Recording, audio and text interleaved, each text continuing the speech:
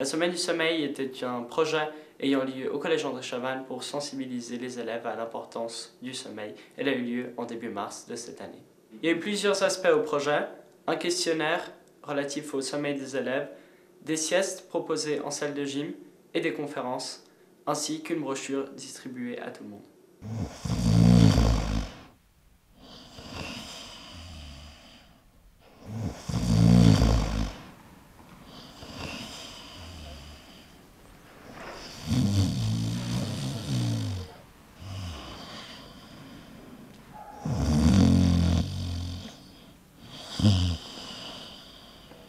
Merci à tous d'être venus pour ce film débat dans le cadre de la semaine du sommeil. Pour la plupart, on ne dort pas assez ou ne dort pas bien.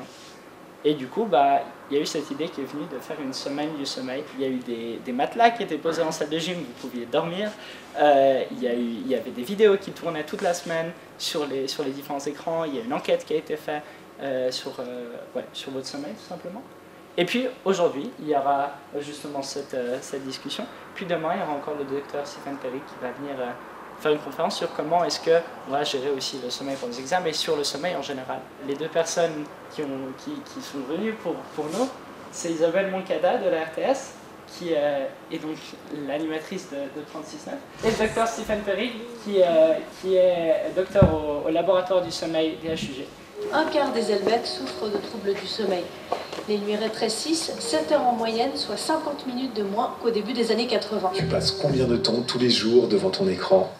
Entre 4 et 8 heures par jour. À l'école et à la maison, je sais même pas.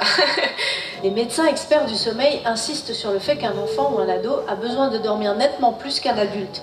Il lui faut des nuits de 9 heures.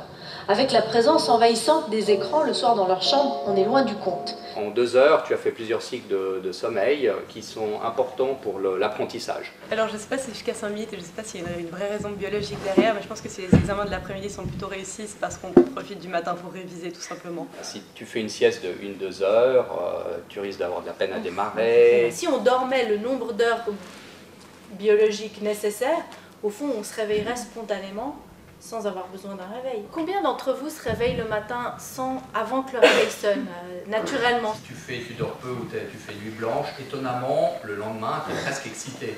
Je dors beaucoup quand je suis à Genève, mais j'ai des périodes, une fois par mois, où je dors 3 à 4 heures par nuit pendant une semaine. Un peu sacrifier ton sommeil pendant une période. Mais peut-être qu'elle ne ressent pas les effets négatifs du monde de sommeil. Tu as des travailleurs de nuit, c'est les pires mauvais dormeurs. On considère que les gens qui se lèvent tôt seraient des gens plus sérieux et travailleraient mieux que les gens qui se lèvent plus tard, ce qui est complètement absurde. L'Institut mondial de recherche sur le cancer considère le travail de nuit comme un facteur probable. Est-ce que c'est par rapport à la lumière du jour qui sont décalés par rapport aux autres? Si tu commences 1 heure plus tard, ils dorment, généralement un petit peu moins, mais 45 minutes en plus. Mais vous pensez que la majorité des profs serait aussi pour commencer un peu plus tard?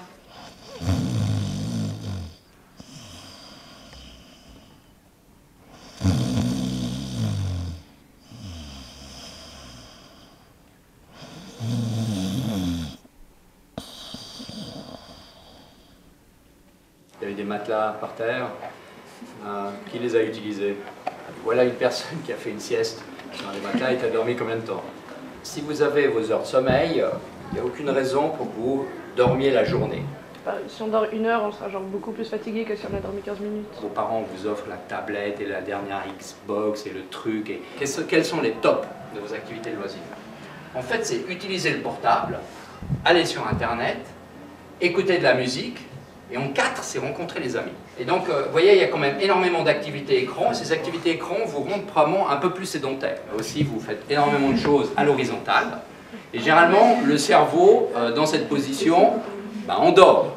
Et donc, votre cerveau va déjà réguler comme si vous alliez dormir, mais vous ne dormez pas. Sinon, vous pouvez vous bombarder de lumière, parce que la lumière va bien sûr inhiber la mélatonine. Votre tranche d'âge, vous êtes capable de produire du sommeil, en veux-tu, en voilà. L'Académie américaine de pédiatrie, maintenant, recommande à ce que l'école commence 1 demi-heure, voire 1 heure plus tard. Il y a peut-être maman qui passe.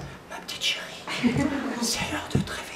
Au final, le projet a touché un grand nombre d'élèves dans le cadre du collège Et on voit d'ores et déjà des résultats du sondage qu'un élève de Chavannes dort en moyenne 7 heures par nuit et se couche à 23 heures, ce qui n'est pas un résultat étonnant. Il n'empêche que pour notre santé, on devrait dormir entre 8 et 9 heures.